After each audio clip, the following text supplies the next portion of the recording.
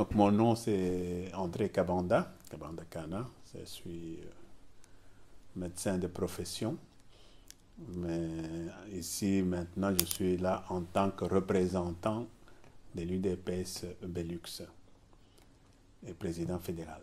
Nous avons fait un grand travail qui peut nous permettre à nous aujourd'hui de dire que le résultat que nous cherchons est atteint puisque nous sommes au pouvoir. Et donc le travail que nous avons fait, je considère qu'il a payé.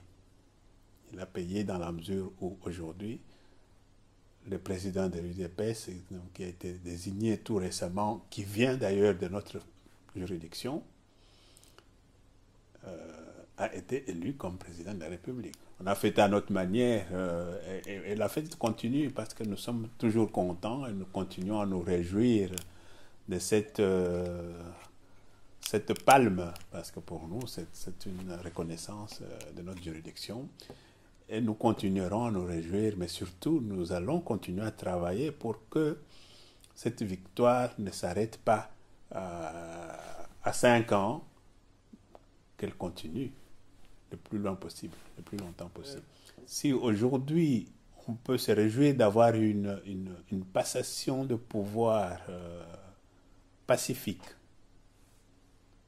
en tout cas de manière à laquelle personne ne s'attendait, moi je peux dire que c'est grâce à lui. Grâce à lui, pourquoi?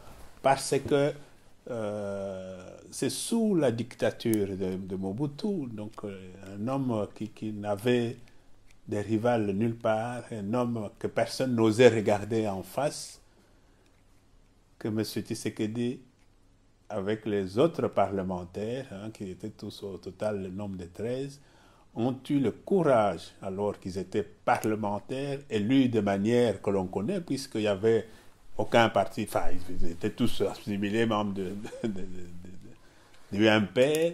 Ils se sont fait élire en battant campagne, chacun dans son village, dans sa province. Ils se sont fait élire comme députés provinciaux.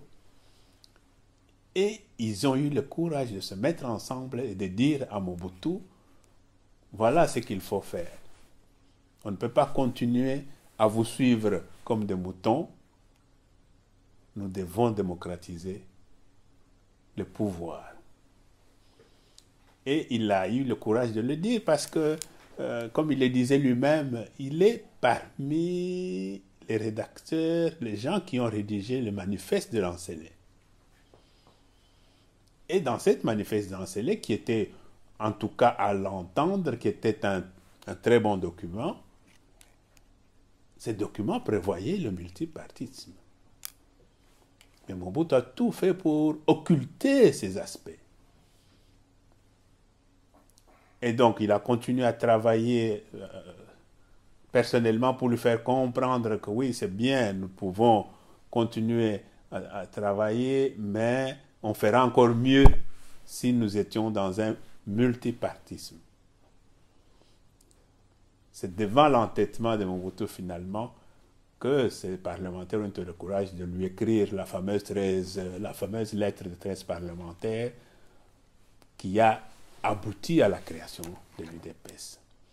Et c'est l'UDPS qui a démystifié Mobutu, qui s'est opposé à tous les dictateurs qui sont venus après Mobutu, j'entends Kabila père et Kabila fils, jusqu'à nous amener là où nous sommes aujourd'hui. Donc pour moi, c'est grâce à M. Tshisekedi que nous pouvons nous réjouir d'avoir atteint ce but, d'avoir gagné cette victoire, mais que nous devons en tout cas faire tout pour protéger. D'abord une peine de le perdre, mais cette peine a été multipliée par un facteur que je ne peux pas dire, parce que depuis le 1er février 2017, depuis 1er février 2017, qu'il a rendu l'âme, son corps est toujours en Belgique. Donc il n'a pas pu avoir la sépulcre et les funérailles dignes de son rang. Et ça, c'est une chose inadmissible. Pourquoi cela? Eh bien, l'explication, je crois qu'il y a que le régime qui vient de faire une passation civilisée de pouvoir avec nous, qui détient le secret, mais c'est quand même une chose qu'on ne peut pas accepter, et c'est une peine. C'est une peine pour tous ces enfants spirituels, tous les membres de l'UDP, c'est particulièrement pour la famille et pour la maman Marthe. Donc aujourd'hui, cette annonce du départ, du rapatriement de sa dépouille pour le 29 mai prochain, c'est un grand ouf de soulagement que nous pouvons pousser aujourd'hui, parce qu'enfin, il va être honoré par son peuple pour lequel il s'est battu. Parce que cet homme, il a sacrifié sa vie pour les Congolais. Il y a peut-être des gens qui ne se rendent pas compte, mais il s'est battu, il a combattu la dictature jusqu'à son dernier souffle. Et il a sacrifié tout dans la vie pour les Congolais. Et donc, je pense qu'aujourd'hui, ce rapatriement, c'est une très bonne chose pour nous, pour tous les membres de l'UDPS, pour la famille, et il pourra enfin être pleuré par tous les Congolais, et surtout reposer. Personnellement, c'était un choc parce que je dois dire que je fais partie de médecins personnels. J'ai fait partie de médecins personnels du président Tshisekedi. J'étais en quelque sorte un proche. Parce qu'un médecin de quelqu'un, c'est vraiment un proche. Et donc, j'ai été avec lui, j'ai suivi toute la situation. Et les jours qu'il a disparu, c'était pour moi un choc. Un choc d'abord en tant que médecin, parce que ce sont des choses qu'on n'accepte pas facilement. Un choc aussi, surtout, parce que je le considère comme mon père spirituel. Moi, je suis à l'UDPS depuis assez longtemps. Je ne veux pas me vanter d'avoir été là depuis le début. Non, mais je suis à l'UDPS depuis très longtemps. Et j'ai toujours fait de sorte de suivre les pas d'Étienne Tshisekedi. Ses leçons, ses déclarations, ses conseils, pour moi, je vais résumer en disant c'est mon père spirituel, et jusqu'à aujourd'hui, je ferai tout pour suivre ses pas, même s'il n'est plus là. Et je crois que je ne suis pas le seul à dire cela. Dans l'UDPS, il y a beaucoup de fils spirituels de Tshisekedi, il y a beaucoup de petits Tshisekedi qui vont surgir. Je dis ça parce que je crois que au jour d'aujourd'hui, dans ce pays-là, moi, je peux parier avec qui veut, il n'y aura plus jamais de dictateur parce qu'il y a beaucoup de Tshisekedi. Il faut que le pouvoir serve d'abord au peuple. Le peuple d'abord. Le programme, il est prévu, en tout cas pour nous ici en Belgique. On va organiser une messe le 26, donc c'est dimanche prochain, en l'église Saint-Charles Borromée, c'est à Molenbeek, sur l'avenue Karelveld numéro 1315. Et la messe est prévue à partir de 16h. Donc de 16h, ça va prendre peut-être 1h30, 2h. C'est une manière de rendre le dernier hommage à ce grand homme qui va enfin aller se reposer dans sa dernière demeure. Et donc il y aura une messe le dimanche, et après la messe, il y aura un petit verre de consolation. C'est tout à fait symbolique. On ne va plus refaire la grande cérémonie faste comme on l'a fait à la clôture du deuil que nous avions organisé ici au Ezel. Donc la cérémonie qui a eu lieu ici à côté à la basilique de Kuckelberg. Cette messe sera tout à fait un culte, en tout cas un comité quand même restreint, mais on sait que ça ne sera pas vraiment restreint. Mais toujours est-il que ça ne sera plus comme ça avait été fait à la basilique de Kuckelberg. Et le 29, le rapatriement va avoir lieu à partir de Bruxelles par un avion très probablement affrété. Et il arrive à Kinshasa le 30 mai. Il est prévu que l'arrivée à Kinshasa, la dépouille soit ramenée à l'hôpital du Cinquantenaire et le corps sera exposé le 31 au stade de Martyrs où il y aura la grande cérémonie d'hommage pour tous les invités parce qu'il y a beaucoup de chefs d'État qui sont des grandes personnalités étrangères qui sont invités. Et le président de la République, M. Tshisekedi, Antoine Félix, sera certainement là avec ses collègues pour rendre hommage à ce père spirituel, son père biologique, son père spirituel. C'est lui qui lui a montré la voie. Et donc les hommages vont avoir lieu le 31 mai et le lendemain, le 1er juin, ça sera l'enterrement en scellé. Voilà un peu le programme tel que je le connais d'ici.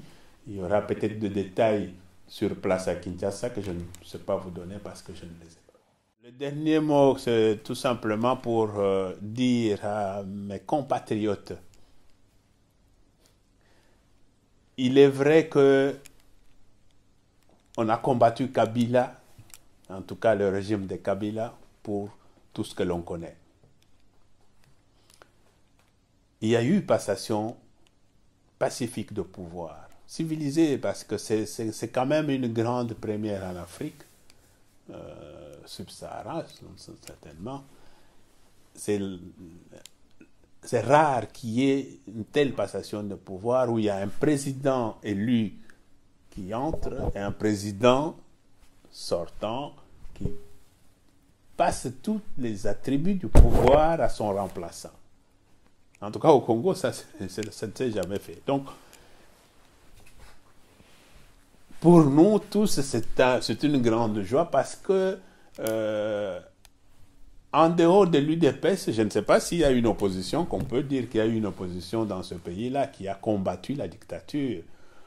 Il y a beaucoup qui sont même dans le régime sortant, qui sont passés par l'UDPS. Beaucoup. Et la majorité des membres des classes politiques est passée par l'UDPS. Donc, l'UDPS, c'est quand même c'est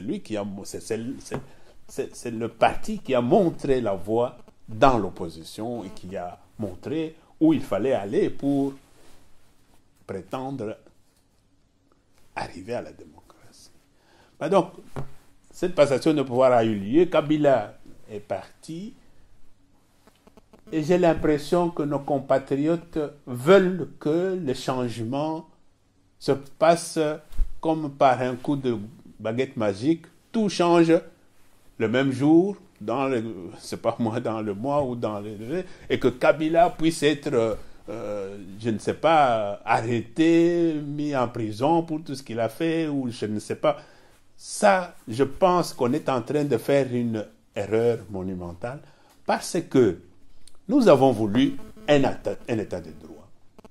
L'état de droit, ça veut dire c'est le droit, c'est la justice qui s'occupe de tous les problèmes, tous les litiges, tous les crimes, tout ce qui a été commis par qui que ce soit. C'est la justice que nous voulons, indépendante, qui devra s'occuper de cela. Ce n'est pas le président Tshisekedi qui doit commencer à bousculer le président Kabila, qui doit chercher à arrêter Kabila ou tous ses collaborateurs, le mettre en prison parce qu'ils ont fait ceci, ils ont fait cela. Ça, nous sommes en train de faire une grave erreur. Je pense que nous devons soutenir le président Tshisekedi aujourd'hui pour que l'état de droit devienne effectif, pour que la démocratie devienne effective, pour que la justice fasse son devoir de manière autonome et indépendante. Alors la justice va faire son travail. Lui, son travail aujourd'hui, c'est de faire en sorte que les institutions du pays deviennent fortes. On ne doit pas regarder les individus, mais on doit faire en sorte que le pays ait des institutions fortes. Parce que ce sont les institutions fortes qui feront que cette démocratie puisse se pérenniser dans notre pays. Parce que si nous donnons l'importance aux individus, mais quand cet individu va disparaître, on recommence tout à zéro. C'est ce qui arrive aujourd'hui. Le camp Kabila regarde Kabila pour tout, comme si Kabila était un super-homme qui doit faire... ne faisons pas cette erreur-là de mettre l'importance sur les individus. Travaillons, soutenons notre président pour que nous ayons les institutions fortes. Voilà le dernier mot que je pouvais dire, que j'avais envie de dire aux Congolais. Patience. On n'a pas construit Paris en un jour. Et celui qui veut manger vite, il va se brûler là-bas.